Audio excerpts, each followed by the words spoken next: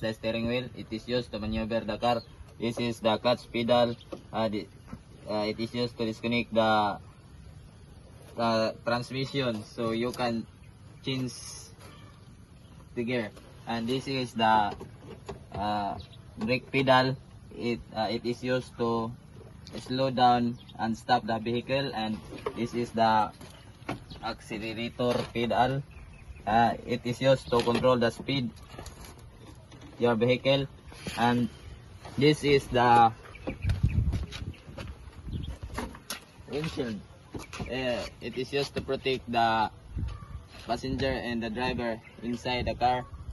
And this is the signal light.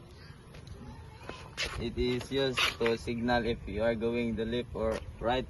This is the battery. It is used to start the engine of the vehicle.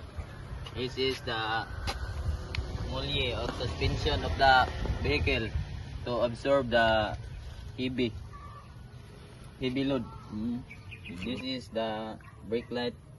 It is used to inform someone behind you or follow you.